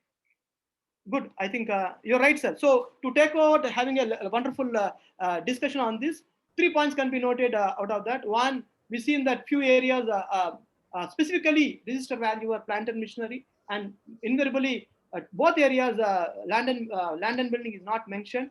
So where we have to have some representation can be taken. Number two, wherever are any changes in the rates, where we require to be taken the help of local valuers, that message we have to be taken into. Number three, whether stamp duty value will blindly taken as a value for the purpose of taking into the next level is the question number three. And any other questions before taking another questions? Hello, sir. Haji, Amit ji. हाँ sir. My question is related to I am a SFA valuer. Haji. So there is a point, going for a valuation under Wealth Tax Act. Okay. Could I be a valuer under Wealth Tax Act? Well, your question is very good. So your question is whether I require to undergo for registration under wealth tax is a question mark. Right. So I don't think so. In this gesture, you not required, because most of the areas for security financial asset is concerned. Either you're a chartered accountant, Amit ji? No, sir. I am a cost accountant. Oh, fair enough. So they mentioned about chartered accountant means that they had a chartered accountant, straight away they given the opportunity. Or few areas they're not mentioned chartered accountant nor any other thing, especially kept open. So in those areas where, as I told you, 11 UA subsection 1 B and all, it's kept open. In that area, you can have your expertism in this particular thing, and you can do your evaluation. Your registered valuer, SFA on those areas which are not specified about chartered accountant area, you can do your valuation, sir. Number two, whether this gesture, whether I had to go and register, I said nothing wrong in registering, but it's a time consuming as a cost involved. You have to do your application form, all this thing. Wait and see. Hopefully, we'll hope July session or max to max December section, this draft will going to be transformed as a draft, will going to be transformed as a value act. Once it is going to be transformed as a value act, all 14 legislation going to be come in the lump sum for you for signing purpose. Before that, you touch your heart and ask yourself whether I'm going to make my boundaries and I'm going to do only profession of 1, 2, 3 IBC or Companies Act or SEBI only I'm going to do, or I'm going to do number of legislation which are giving to me. And before venturing, I'm telling you, touch your heart and ask yourself, are you ready for all 14 legislation to be ready for valuation? So each legislation having a own provision, each legislation having the own formula for arriving the value. So you can have 14 legislation whether you're ready or not. So few meetings, few members already attended. I believe one session I used to take called "Are you ready for the Value Act?" So touch our hearts and ask before having a buffet food. 14 foods will be there. So unless otherwise taking the particular food, whether I'm ready the particular, we have to understand what is the quality of the food, what is the taste of the food. I'm a diabetic, whether I'm ready to take the food. IBC, I don't want to take risk. Don't go. So at least we should know what. I'm not doing much in IBC. I'm taken 2 or 3. That is the reason. I would request you kindly go through the all 14 legislations which is in the draft act, which is specified about that, and understand the scope. Whether you want to do, you can do. If you don't want to do, you don't want to do. Visualize your office, sitting in your office, having a one-stop solution for all 14 acts in your office and 14 staffs for representing to you and come to you and asking you, and all 14 different legislations you are doing one-stop solution, and just visualize your network. Unless otherwise one business you can come another business and value added and take into next level. So are we ready for this 14 acts or not? We have to test ourselves before this legislation giving the lump sum scheme for to signing the authority as a value. So this is a high time for us to upgrade ourselves, learn, unlearn, relearn, learn, unlearn, relearn, update, upgrade. That's what I used to say for any forum. So we are born like a learners, live like a learners, die like a learners. Learning is an entire continuous process, and let us have this as a challenge, opportunity to through our RVOs to have more number of knowledgeable sessions and different 14 legislations and update ourselves. And before venturing and signing blindly on any legislation, any signature, without understanding the seriousness and consequences and the provisions of the particular one is very dangerous. That is the reason I'm telling you, kindly update yourself for this thing, opportunity to take it, and before venturing this, you use this opportunity. Right, sir. Thank you. Thank you. Any other question? No, sir. Thank you. So anyone want to participate, sir? Excuse me, sir. Aji. Sir, in the terms of banking sector. Hello. Yes, sir. I could able to hear you. In the terms of banking sector. Yeah, in the terms of banking sector, sir. Right now, they were accepting like 34 AB wealth tax. Is there any chance of acceptance of RV, like with the abolishment of 34 AB? Yes, sir. Is going to abolish? Okay. Okay. Since this point came, I want to take the opportunity to give one more time clarity on this particular point. Give me a minute time. Okay, sir.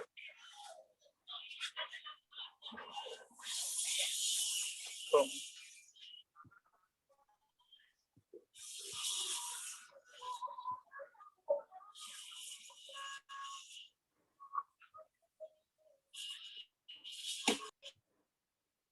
Sir, able to view me a screen? No? No, sir. Okay, give me 1 minute. Now? Yes, sir. Yes, sir. Yeah.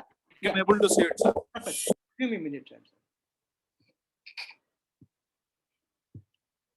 So this is a version I used to give draft valuer bill. I'll take you for a few minutes since the question was raised. Let me answer into that. So draft valuer bill, everybody knows that there will be 69 sections, 5 schedules, and consist of so and so, all these things. There will be one organization in the place of IBBI. Once NIV, National Institute of Valuers, was taken, IBBI part-time, whatever is hanging in their shoulders, they'll handing over the responsibility to NIV. In the case of RVO, there will be a concept called VPO, Valuation Professional Organization. Apart from this two-tier mechanism, presently what we are having, two-tier mechanism of reporting structure, what we are having it. We are going to have a three-tier mechanism. One more tier is a valuation institution, which also was primarily for the purpose of developing the training going to come. And what is valuer? Up to 5 years of registration experience, we call associate valuers. More than 5 years, we call fellow valuers. Those are not in the practice and doing valuation to the profession is called honorary valuers. So this is all valuer institution, all the same. Now I'll come to the questions. Few people also trying to write something. What is that 14 acts?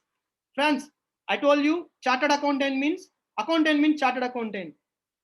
Cost accountant means cost accountant act. Like once this bill was transformed under subsection 2, subsection 52, if it is not changed. Valuer means valuer act. Valuation services, first time in Indian history defined. Valuation services means, this is what valuation service is. Required under the provisions of Banking Regulation Act. Sir, Banking Regulation Act includes even your present, your whatever your banking services are including for funding, this thing, that thing, whatever day-to-day life or bread and butter is giving, all these things will come, sir. Possibility is there. Number 2, Security Contract Act. 3, Wealth Tax Act, Income Tax Act, Security Exchange Board of India. That is nothing but SEBI. SEBI already recognized 4. Today in India, as I told you, there are 13 legislation, 13 provisions in the income tax, in the Companies Act, require the services only a qualified registered valuer. Number 2, in the case of insolvency and bankruptcy code, there are 7 circumstances, 7 provisions require the services of only a registered valuer. Apart from 7, recently in April month, added one more services called PPIRP. You might be heard about CIRP. You might be done services for the CIRP, Corporate Insolvency Resolution Process. Apart from that, pre-pack insolvency resolution process was started. And here also, instead of 7 days to 47 days, RP has to appoint you. In this case, within the period of 3 days, he has to appoint a registered 2 registered valuers.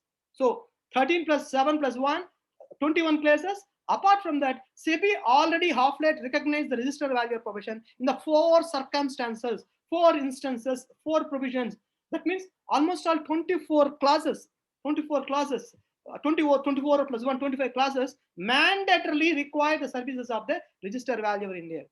Apart from that, IRDA is a wonderful area where we are presently not having it. If you want to do IRDA services, you have to go and register with the IRDA people, and they will have a training. They will have exam like IBB exam. After training and paying a fee, you have to be registered under IRB. This provision of IRDA not only for land and building and plant and machinery or technical people, even chartered accountant, cost accountants also having a wonderful opportunities in the IRDA, highly remunerative area of IRDA. Number 4, next, number 7, FEMA, Now presently chartered accountants and the merchant bankers are doing FEMA related services, securitization, reconstruction, financial asset and enforcement of security. What is this big language? It's nothing but SARFAESI Act. As per the SARFAESI Act, you are doing services under a bank for fixing about your base value for if unless otherwise you are registered with the panel, you will not get the SARFAESI assignments. Prevention of Money Laundering Act is also required registration of the Wealth Tax Act and Limited Liability Partnership Act, Companies Act, Pension Regulatory Act, Black Money Act. Black Money Act also is required to be separate registration with the Commissioner of Income Tax, and you have to register under that. Though for the qualification is you should be required to be a qualified registered license holder, registered valuer, direct tax. Insolvency, bankruptcy code, any other law. In future, any other law talking about requirement of the valuation services, this is the only people are qualified. And any other law for this purpose, surplus means act or parliament legislation so and so. And B, which arise from need for market as may be. Even indirectly say that in the market or non-statutory purpose required valuation, only a qualified person under this law. That means who are presently registered valuer we are all people, 4,100 people, 4,100, 4,200 odd, whatever we have, all people in single shot, we are going to be transmitted as a valuers, and new valuation profession and new valuation examination pattern will be something different, and it's going to be tough. And this how these 14 legislations will be going to have into our single shot by transforming the draft value act, subject to if it is not changes in any law in this particular thing. Any questions on this? Sir. Sirji. Yes, sir. Hello. Haji, one question is, but when can it has time to come into that particular? This almost all finalized, says sir. In July, next parliamentary session, next month is sessions are there, may be expected. If not so, at least in December, positively in the markets are expecting, sir. We positively expect so. My question is, all these 14 opportunities for all land and building, plant and machinery, and SFA, or it is divided among all the three? Sir, your concern area, you will be eligible, sir. All 40 legislation, registered value or land and building. If a particular, for example, in FEMA, the requirement of land and building, obviously this only a valuer under this particular act is eligible to do, sir. The same thing, I'm not supposed to do the land and building. I'm not supposed to do plant and machinery, and vice versa. You are a landing person, cannot do the valuation of security financial asset. So on their own jurisdiction, on their own way, your qualification experience, all legislation having the opportunities, even IBC also, in IBC also, land and building value done by the land and building person, plant and value will be done by planting person, 2 + 2 + 2 + 2, 6 people in a big decent company as appointing. So once people opportunity will not be here, all three category of people will be there. That is the reason we had to inform to the market and tell to our good friends, if you are not qualified, probably few banks are entertaining non-qualified registered valuers today, even though they are not qualified registered valuers, entertaining in the banks for the banking related works. But in future, the probability is very less. There's a high time they have to complete their course and they have to go for already completed MEP. Better concentrate for the examination and complete, and let us join with us. And if new system, there is a transition provision obviously there. We have to wait and see how it will be. Thank you, sir. Thank you. Haji, somebody's lifted the hand. Sir Yogesh Shelawat here. हाँ जी, बोलिए sir, मेरा इसमें बात ये था कि there are two provisions at present. Value under Companies Act 2013 and another is Valuers Act 1957 Wealth Tax Act. So in valuers bill, all the valuers will be considered as a valuer. Yes, sir. That's what we are predicting, sir. All 40 legislation, wherever valuers are there, valuer will come. That's what we are feeling. No, sir. My question is that whether the valuers will accept the valuer who is having registered with CBDT as a valuer, or he has to qualify for the IBVI. Law going to be okay. Law going to be changed in the CBDT. Law going to be changed in the CBDT. Valuer means not Wealth Tax 34AB. Valuer means valuer under Valuer Act 2021. CBDT or Companies Act or any Benami Act or any act the law will be substituted. Law will be substituted in the consent. Sir, my question is that what will be the fate of valuers who is already only registered with CBDT, not with IBBI? Second, only registered with IBBI, not with Wealth Tax Act. Excellent question, sir. Excellent question. So end of the day, sir, question is, if few people are only CBDT and people are not qualified with the registered valuer, and few people are registered valuer not qualified with the CBDT. Correct, no, sir? Yes, sir. If you are valuer with Companies Act, valuer with 247, IBB, valuer with IBBI, valuer with IBBI. If you are not valuer with CBDT, no problem. Koi faida nahi. You already law will says that all 14 acts will come and one lump sum you will get a one signatory authority. But here it's not vice versa. If you are not in the law with we register with only 34AB, and if you are not with IBBI, you are not valuer. That is the reason I'm telling you. Tell your friends, qualify IBB exam and become a valuer today. Excuse me, sir. Thank you, sir. Excuse me, sir. Yes, sir. Yes, sir. Sir, right now, few of the people who are already registered with registered valuer. So once the bills comes into the act, they are directly transferred to the registered valuer. Again, they need to do some courses or any other kind of blanket. You will not call your name again. Nomenclature will going to change. Your nomenclature going to change from registered value to valuer. Again, I repeat, your nomenclature will going to change. Registered valuer to valuer. Like chartered accountant, I'm using CA Hemanta Kumar. You can see my name. So like the same way, all valuers will be having a prefix, pakka official prefix saying as that a valuer. AV, associate valuer, fellow valuer, honorarium valuer. AV means up to 5 years of experience, associate valuers, more than 5 years of experience, fellow valuers, and in law draft value bills, up to 5 years we can do both professions, like you may be architects as well as a valuer now. After 5 years, NIV will think and review whether requirement of having a full-time practice in this particular field. Obviously, if you have a 14-15 legislations powers you are given, if you given a, just visualize your office providing one-stop solution and having a that level of business, then visualize how wonderfully you'll have a professional opportunity. So that is the reason, let us wake up and let us do the professional works and learn, update, upgrade, and make your mind very clearly which of the areas we are going to have the professional opportunities, and take it up in the, and few questions are there, very interesting. If you elaborate, good, thank you, presentation, thank you. Oh, fantastic, wonderful, educated section. Thank you, sir.